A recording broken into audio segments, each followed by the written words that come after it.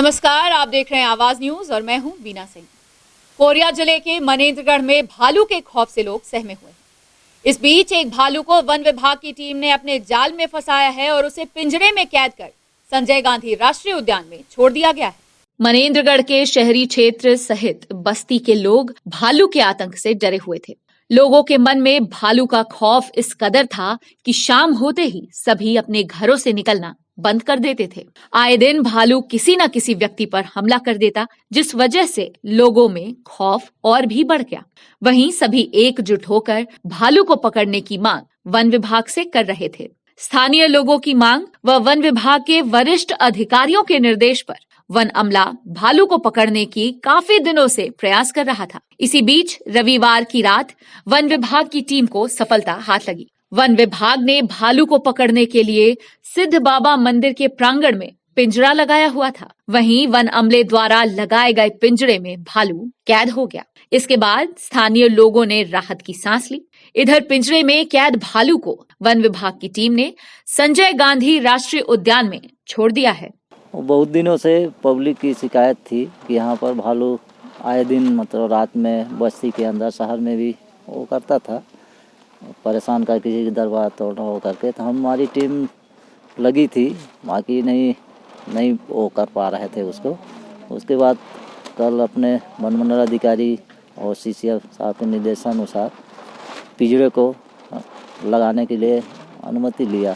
पिंजरा लगाने के लिए उनकी अनुमति मिल गई और कल लगाया हमारी पूरी टीम के साथ में, तो कामयाबी मिली। भालू फंसा उसमें, जिसको अभी हम लोग ले जा करके छोड़ेंगे उधर राष्ट्रीय उद्यान में उसको।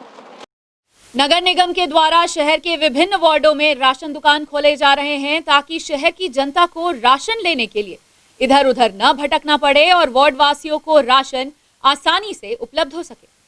नगर निगम अंबिकापुर में खाद्य एवं पोषक अधिनियम के तहत नए राशन दुकान खोले गए हैं। निगम प्रशासन के द्वारा नगरीय निकाय क्षेत्र में कुल 12 नए राशन दुकान की शुरुआत की गई है। मेयर अजय तिर्की ने गोधनपुर स्थित नए राशन दुकान का फीता काटकर इसकी शुरुआत की है। इस दौरान मेयर ने कहा कि नगरीय क्षेत्र में अब 48 नए राशन दुकान का संचालन हो रहा है। इसके पहले 36 राशन दुकान का संचालन निगम क्षेत्र में किया जा रहा था। अब 12 नए राशन दुकान खुलने के बाद शहर की जनता को राशन लेने में और भी आसानी होगी। नगरीय क्षेत्र की जनता को राशन के लिए इधर उधर भटकना नहीं पड़ेगा। क्रमांक 14 नमना कला में नवीन उचित मूल्य दुकान का उद्घाटन किया गया।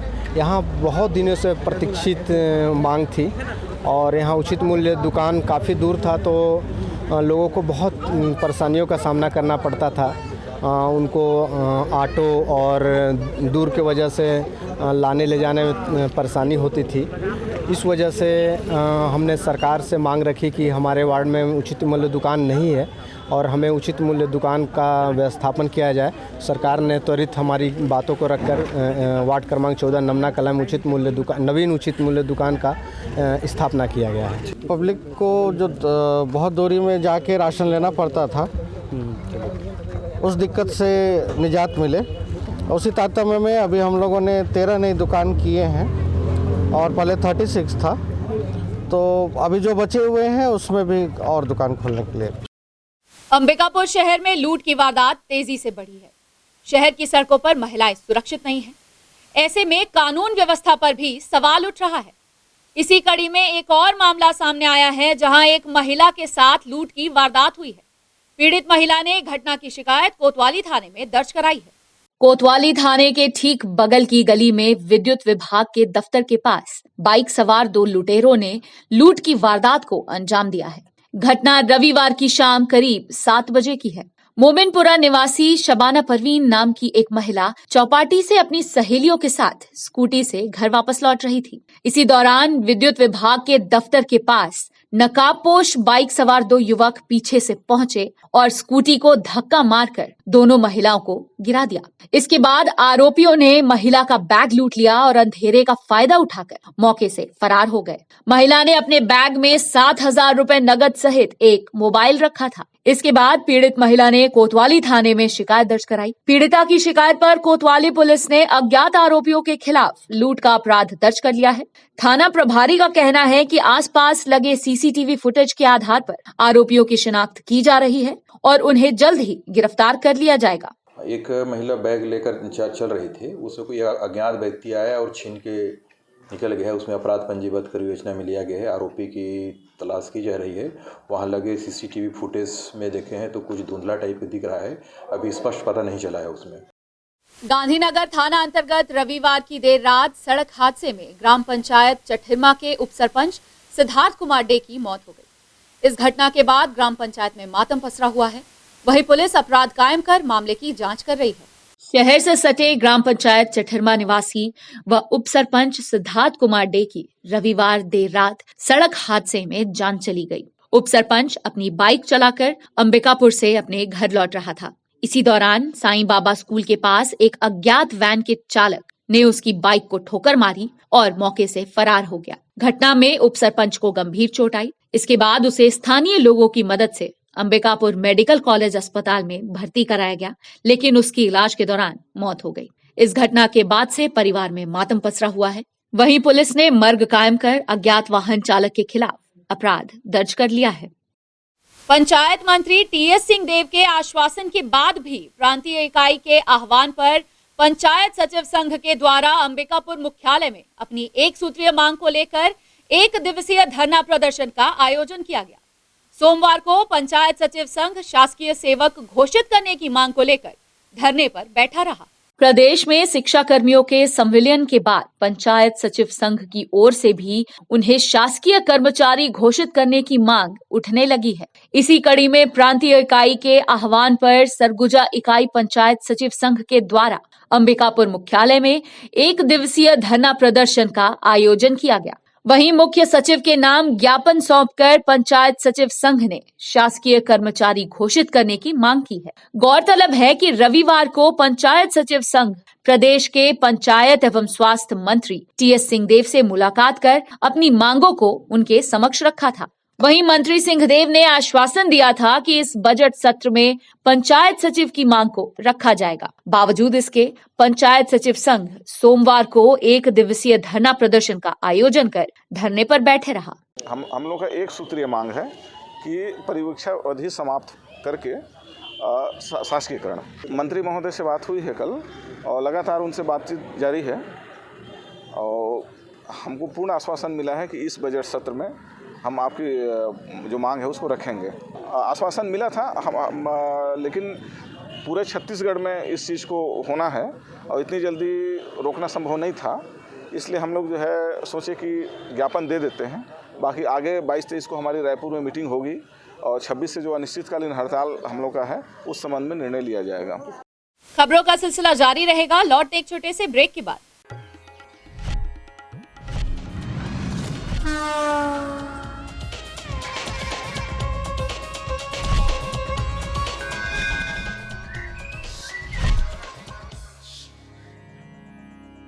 वीएम इंटरनेट सर्विस शहर का सबसे सस्ता high speed fibre internet service 100 MBPS मात्र 700 रुपए में विद टैग। तो चाहे वर्क फ्रॉम होम हो या ऑनलाइन क्लास, याद रखें वीएम इंटरनेट सर्विस। अधिक जानकारी के लिए संपर्क करें Vande Mahamaya cable network VM internet service, Alaknanda complex, प्रथम तल, अग्रसेन चौक, अंबिकापुर, सरगुजा। Mobile number 9111785555 7440765555।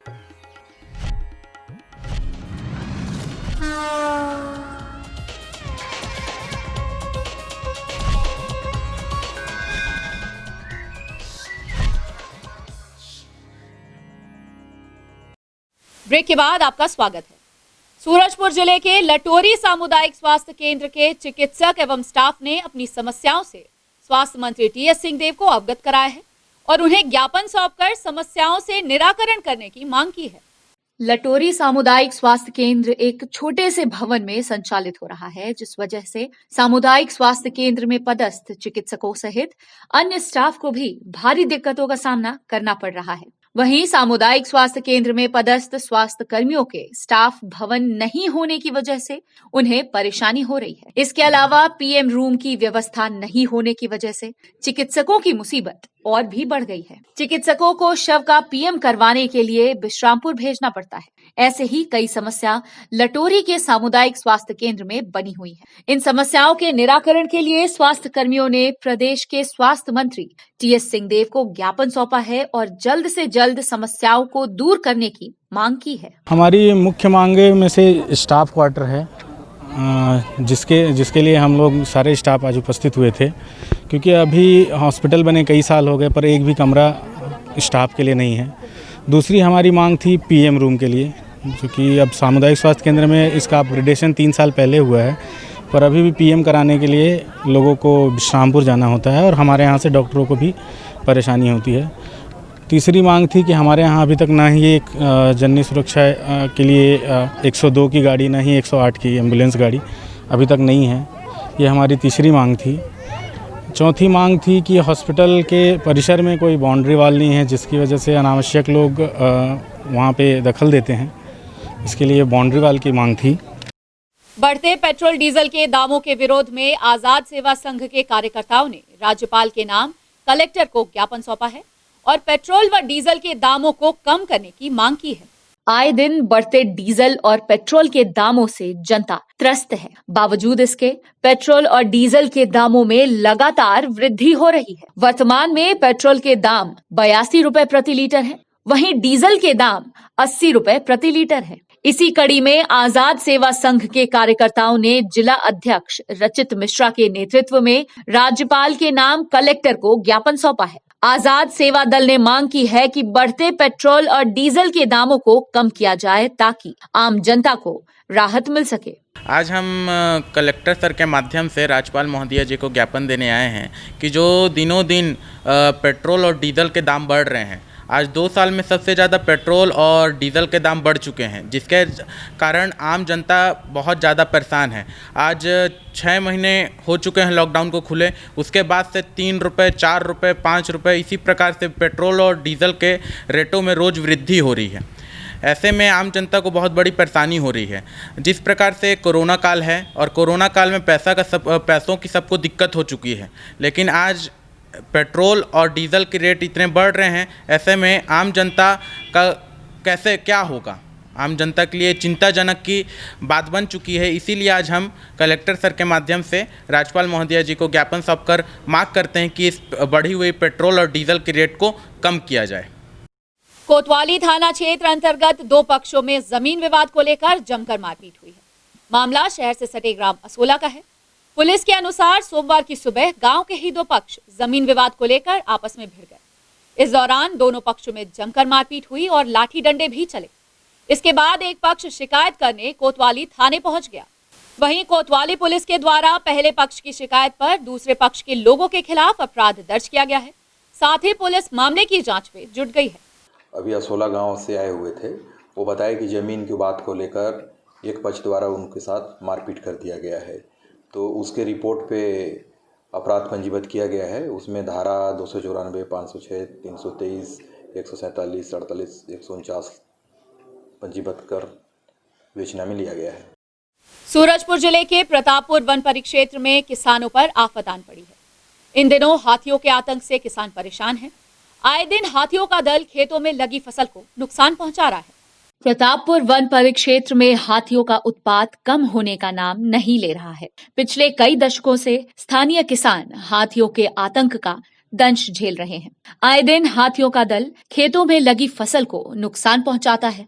इसका खामियाजा किसानों को उठाना पड़ता है। ताजा मामला प्रतापपुर वन परिक्षेत्र के मसगा गांव का है। दरअसल एक किसान ट्रैक्टर पर गन्ना लोड कर गन्ने को बेचने के लिए गन्ना फैक्ट्री जा रहा था। तभी अचानक एक हाथी जंगल से सड़क पर आ गया और गन्ने से भरे ट्रैक्टर को पलट दिया। हालांकि ट्रैक्टर ड्राइवर और किसान किसी तरह जान बचाकर भागने में सफल रहे, लेकिन हाथी ने गन्ने को नुकसान पहुंचाकर और जंगल की ओर चला गया। इस घटना के बाद से इलाके में दहशत का माहौल बना हुआ है।